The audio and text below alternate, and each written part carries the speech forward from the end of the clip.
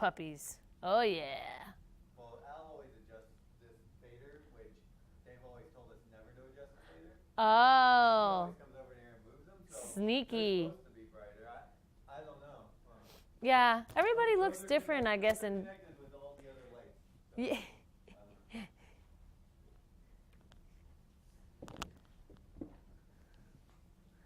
That's funny.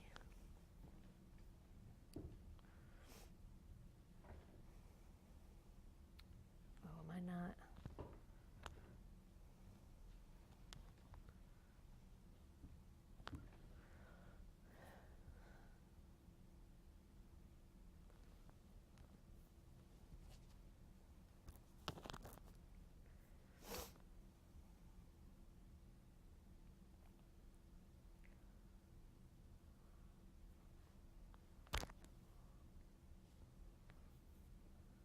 Oh my God, she's still on Days of Our Lives?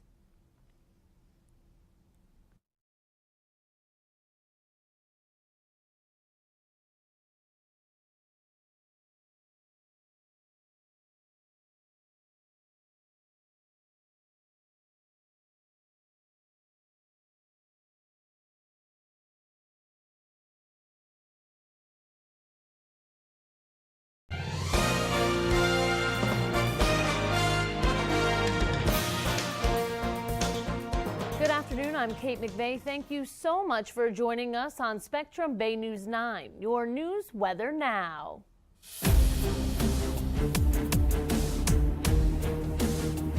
The calm before the storm. Tonight, the Lightning hope to strike D.C. and beat the Washington Capitals in Game 4 of the Eastern Conference Finals. Right now, our Bolts are down 2-1 in the series, so a win tonight evens the ice and brings it back to the Bay.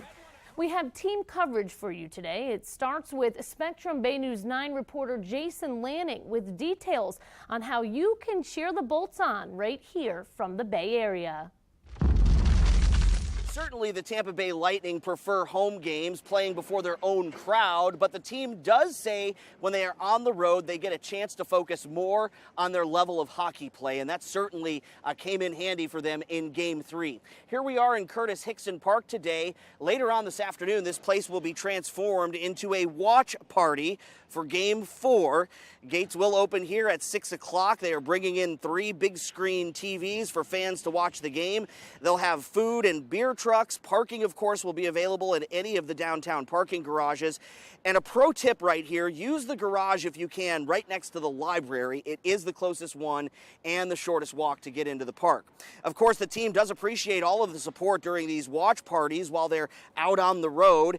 Game 3 showed a more aggressive, better playing Tampa Bay Lightning. Fans are hoping the same team takes the ice tonight. Like I said, when you play the right way, it puts stress on teams, and that's when the penalties are taken for the most part. And last night was a good example of that, I think, and we're trying to stay out of the box as much as possible. That's been a part of the game plan so far, and I think when we stay out and play 5-on-5, that's when we play our best. And as fans focus in on Game 4 of the Eastern Conference Finals, there's another finals to watch closely right now. This one for the NHL's GM of the Year. Steve Yzerman, one of the 3 finalists, so we certainly wish him all the best. As we do Lightning fans, strap in. It is expected to be an electric Game 4 in D.C. tonight. On scene in Tampa, Jason Lanning, Spectrum, Bay News 9. Thank you, Jason. Now continuing our team coverage, we head to the nation's capital. The Bolts have a final practice today before the mental preparation begins. Spectrum Sports 360's Chris Torello is in D.C. with the 3 things you need to know about tonight's game. Later on this evening, the Tampa Bay Lightning have a chance to erase their 2-1 deficit in this Eastern Conference Final against the Washington Capitals. A win at Capital One Arena, they will send this thing back to Amalie Arena and Tampa Bay later this weekend, tied at 2 games apiece. Now, the first thing you'll want to know for this game tonight is that Stammer is having himself one heck of an impressive postseason. 3 power play goals in the series, 5 goals over the last 6 games. The second thing to know is that the Lightning Lightning have really upped their game on defense. You see the numbers, 18 block shot for the Bolts in Game 3, nearly matching the combined totals of 20 from Games 1 and 2. The type of effort that will help Andre Vasilevsky to keep those pucks out of the net. And finally, the road team is in control of the series. Caps won the first 2 in Tampa. Lightning won here in D.C. on Tuesday, and the Lightning say they find their mental zone on the road. They have won more on the road than anyone else in the NHL during the regular season. Now, also of note, the Bolts have won all 9 of their playoff games when they have gotten to 3 goals or more. So if they hit that magic number, they might just put a W next to their names and tie up this series. On the road with the Lightning here in Washington, D.C., Chris Torello, Spectrum Bay News 9. Thank you, Chris. Hopefully staying dry out there. Now, the puck drops tonight at 8, but leading up to that, you can tune into Spectrum Bay News 9 for your complete coverage. All day, we'll have crews keeping track of the Bolts for us. And in our second half, we're checking in with our very own Virginia Johnson, tracking down fans in the nation's capital, while Spectrum Sports will bring us all of the action on the ice. Plus, tonight, we'll have a crew live at the watch party there at Curtis Hickson Park. And if this isn't enough Bolts action for you, as always, head over to baynews9.com. A quick update for you right now. The Manatee County Sheriff's Office says a missing teen has been found. 15-year-old Rovan Butello returned home and fortunately is okay. He was dropped off for school yesterday at Southeast High School, and according to his mother, he was supposed to ride the bus home after school but never showed up. Again, we have just learned he is now safe.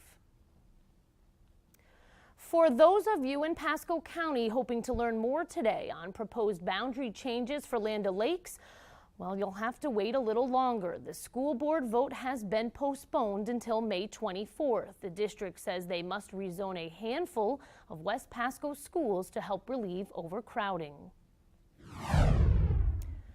New information now about the arrest of a wrong-way driver. Florida Highway Patrol says they were alerted about a car going north in the southbound lanes of I-75 near the Hillsborough-Manatee County line. They say the driver got off at the Gibsonton Road exit, and when troopers responded to the area, that driver wouldn't pull over. Instead, troopers say the suspect reversed and rammed into a patrol car, then drove off and was again on the wrong side of the road. Troopers had to use a pit maneuver to end the pursuit. They arrested Joseph Newmayer of Bradenton. He faces several charges now, including DUI and battery on a law enforcement officer. The future of medical cannabis in Florida is in the hands of a judge. She will decide if patients should be allowed to smoke medical marijuana. A trial was held yesterday in Tallahassee. Attorney John Morgan, who bankrolled the constitutional amendment approved by voters, is suing the state. He claims by banning smoke, lawmakers overstepped their authority. The judge heard from other plaintiffs who testified smoking cannabis keeps them alive. Morgan, who uses the hashtag #NoSmokeIsJoke, says the voter-approved amendment always intended to allow smoking. If I was Pam Bondi and if I was Rick Scott, I'd take a look at this video of this woman today and I'd say, enough is enough. Let's stop the politics. Let's let these people live. The judge can take as long as she likes making her decision. Whatever she decides will apply not just to the plaintiffs in this case, but to all medical marijuana patients in the entire state of Florida. Today marks 1 year since special counsel Robert Mueller took over the probe into Russian election meddling and possible collusion by the Trump campaign. The investigation first opened up in July of 2016 by now fired FBI Director James Comey. Since taking over, Mueller has brought dozens of criminal charges against 3 companies and 19 people. They include a former White House advisor, 3 Trump campaign aides, and Trump's former campaign chairman. Chiming in on the significance of the day, President Trump tweeted this, quote, "Congratulations, America. We are now in the 2nd year of the greatest witch hunt in American history, and there is still no collusion and no obstruction. The only collusion was that done by Democrats who were unable to win an election despite spending far more money.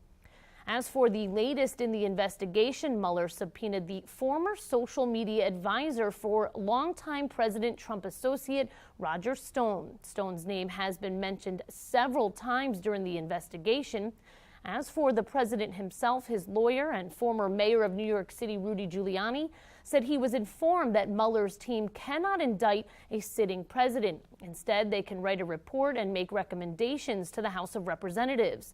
Giuliani also said the one-year anniversary of Mueller's investigation is a good time to ask the team how much money has been spent on looking into the Trump campaign ties to Russia.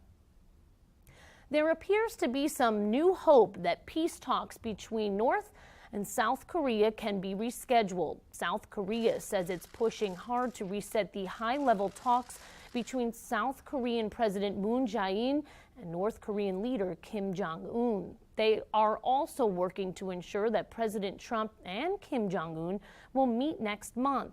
The two leaders are trying to resolve the standoff over nuclear weapons in North Korea. This announcement comes just a day after the North threatened to call off those talks, saying it had no interest in what they call one-sided affair aimed at abandoning their nuclear weapons. All right, take a look at your screen. We are getting a look at some newly released military video. It sheds some light on the attack in Niger that killed 4 American soldiers, including Sergeant LaDavid Johnson of Miami Gardens.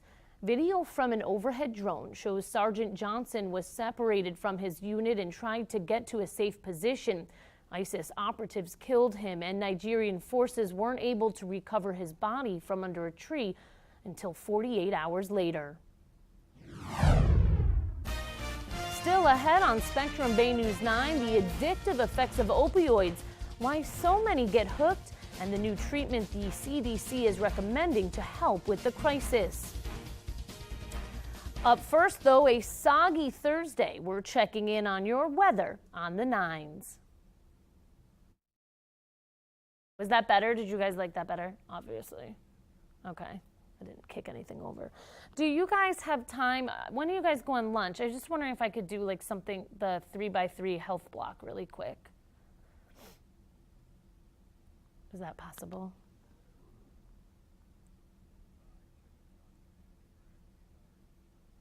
Oh God, I'm sorry.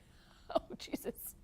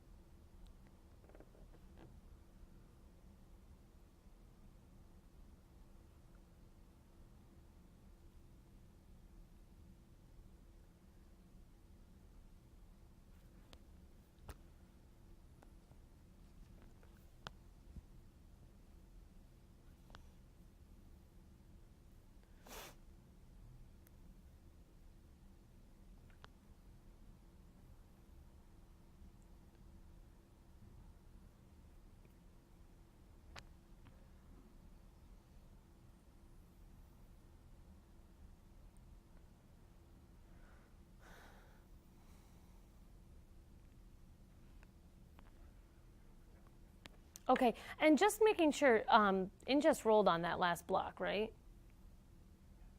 Oh God, thank God. I was like, they're gonna kill me. Okay.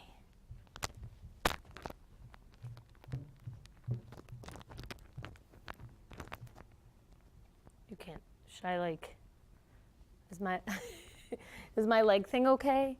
Who cares? Just trying to not look super pregnant.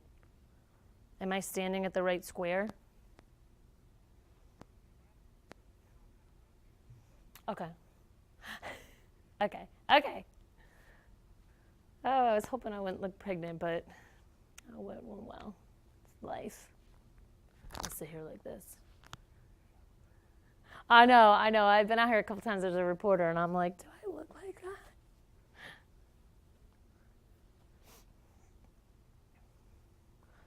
I don't know what to do with my hands.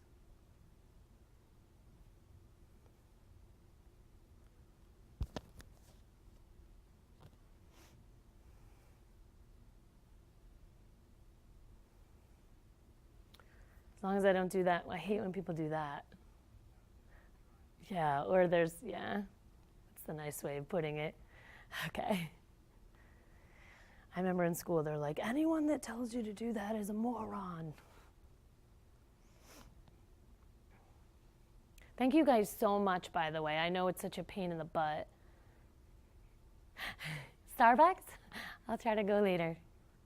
I heard weather's going to get bad at 2, so I'll get out there before then.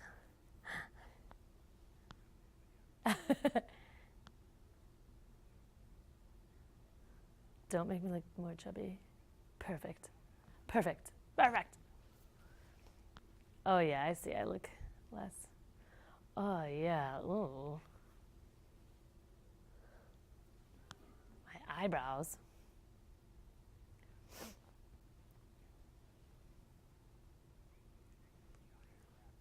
Yeah, so I look small.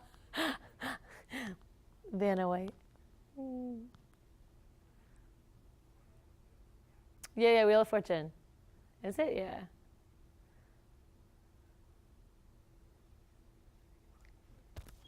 Sure, yeah. And then all I do. You're good. Is that okay? Yeah. Okay.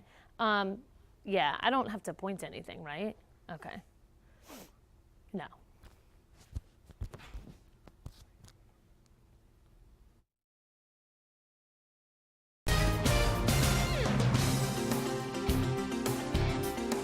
Welcome back to Spectrum Bay News 9. In today's health headlines, all of the cancers that affect the reproductive system. Oh gosh, you guys, I messed up already. I said I was supposed to say of all. I'm sorry.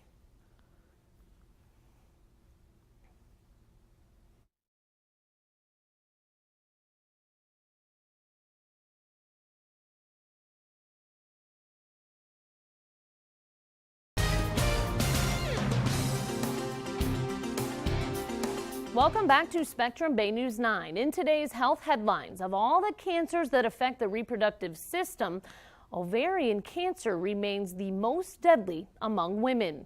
The American Cancer Society estimates that this year more than 14,000 women will die from ovarian cancer.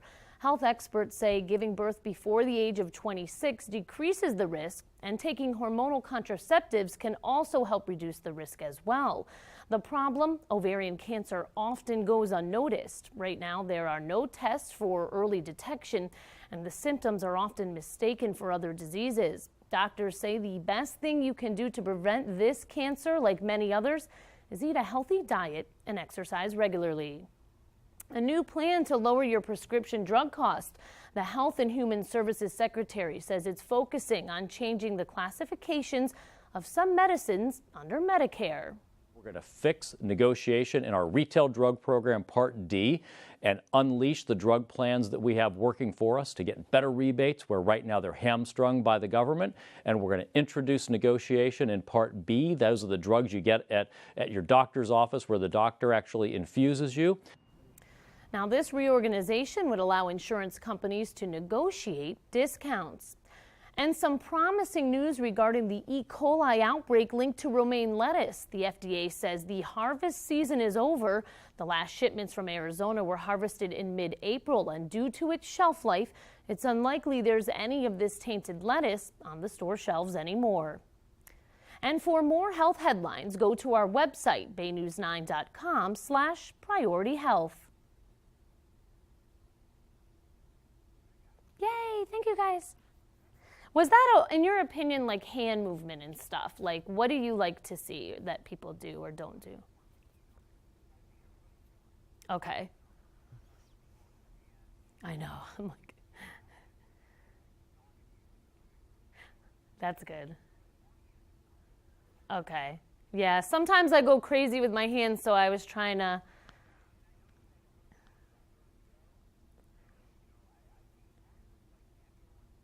Yeah. Okay. I tried to rein it in. Thank you.